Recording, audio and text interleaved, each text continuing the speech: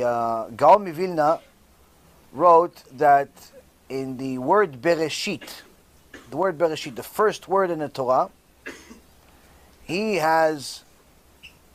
says that you can find every single mitzvah, every single halakha, everything in creation just from that word alone. Meaning that in the Torah world, you could literally connect everything to each other because it's all part of the same creator. So you can connect the egg, which is part of the creation, to Brit Milah, to the creation of being in 6 days and resting on the seventh. So the answer is to the second question, yes, it's all connected. How to connect all of it, it depends on the Chacham, the level of Chokhmah and knowledge that they have, but nonetheless, everything is connected.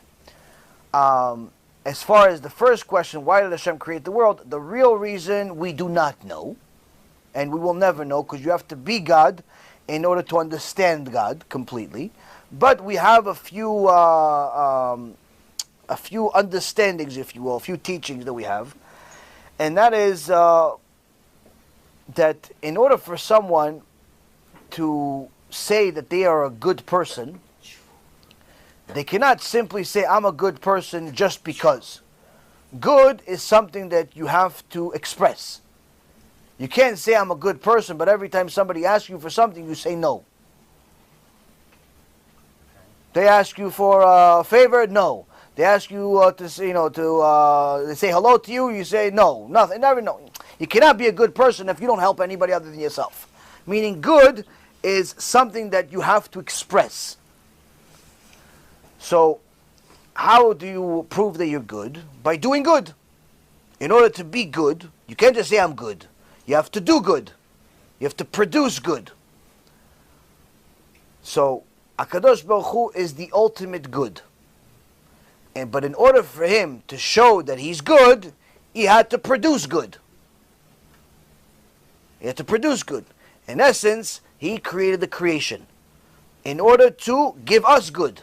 Give the creation good. Give the all the different things that he created good, because he was by himself. There was nobody else, nothing else but him. But in order for him to really fulfill his goodness, he had to produce something. Not necessarily that he had a need, chas v'shalom, but that's in essence was something that is an expression of his good, is by producing good. Like some people think, Hashem had a desire, or Hashem needed something. Chas v'shalom, you can never say such a thing, because that means that Hashem is needy, or Hashem is limited in some way, to feelings and so on. When we say good, all the different words that we use, it's just to soften it for our ear to understand it. Just like when it says Hashem took out Am Yisrael with a yad chazakah, with a strong arm. Hashem doesn't have an arm. He has no body, no likeness of a body. So, but we use certain words as a way for us to understand certain things. So, because he's good, he produced good, and he gave us the opportunity to get good. So he gave us this world, and he said, if you do good, you will get good. If you emulate me by producing good, which means following my instruction set, you will also get good. And that's in essence how the chain is. So that's one of the understandings that we have of why Hashem created the world. The real ultimate reason we will never know, simply because we're not God. If I understood him, I would be him, is what the sages say all the time. It's not possible for a human being to understand that. Needless to say, it's not possible for us to understand many other things, like the concept of time, the concept of a past, present, and future being in the same to Hashem, where he has no past, he has no present, and he has no future. It's all the same to him, and different things like that, because we are living within a limitation of a body. And the body is subject to certain things that Hashem is not subject to. He's above time. He's above space. He's not space and time and everything else. It's not. He's not restricted by those things. So we can theorize, but we don't know. We have certain reasons. Like we know a few things, but we can't really. No, we understand it based on what he said in the Torah. He said certain things. He did this in order to do good. But the ultimate reason, a deeper reason, we're never going to understand. For example, like I'll give you an analogy or a way to understand it. Now, you see me right now, I look like I'm, pretty much complete. A little heavy, but complete, right? Okay, the truth is, the chair looks complete, you look complete, the room, the building, everything looks complete.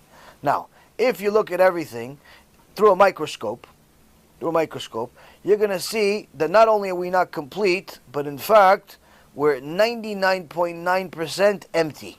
Why? Because everything is made from atoms, and now these atoms are really, really small. You can't see them with the naked eye, but if you take a microscope, you see the atom, really, really fantastic, expensive microscope, you see the atom. Now, you're going to look into the atom itself. Now, the atom, how come, what is this atom? It's a couple little dots, a couple of dots, proton, electron, neutron, all these few different things, scientific terms, all these things. And in essence, they're spinning really fast. Spinning really fast in order to, and they connect to each other in order to make up what it is. Now, but if you look inside the actual atom itself, you're going to see that 99.9% of the atom is actually empty space. And the only reason it looks solid, this phone looks solid, this CD looks solid, I look solid, everything looks solid, is because the atom is spinning so fast that you cannot tell, you cannot see its emptiness. What is it like? It's like a fan. You ever see a fan, when it's working full speed, it looks like a single blade. But once you stop it, you discover suddenly it had 5 blades. Now when it spun, it looked like a single blade. So what happened? Did it change to 5 blades? No, it was always 5 blades, but because of the speed, it looked like a single blade. Same thing with us. Because of the speed of the atom spinning, it looks like we're really solid, when in reality, all of creation is 99% completely empty, nothing. To such an extent that scientists have theorized that if you actually take the real mass that actually exists in the entire universe, you could put it all into a box of matches. That's what actually exists. Most of it is completely empty space. Now, even now, when they discovered this, they discovered the atom, it was a breakthrough, it was extraordinary, wow, empty space, great. Now they figured they found one of the secrets of creation. But then you fast forward to recent times, and better microscopes and technology came out and discovered, guess what? Those few dots, that electron, that neutron, that proton, all that stuff that you thought was spinning, if you look inside them, meaning you need even a better microscope, you look inside those pieces, you will see that those pieces themselves have little spinning things and that whole thing repeated again, and they themselves are 99% empty space.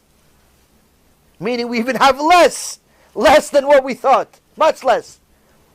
Why does it all still look there? Because HaKadosh Baruch Hu calls this world Alma de Shikra, the world of lies. Everything is an illusion.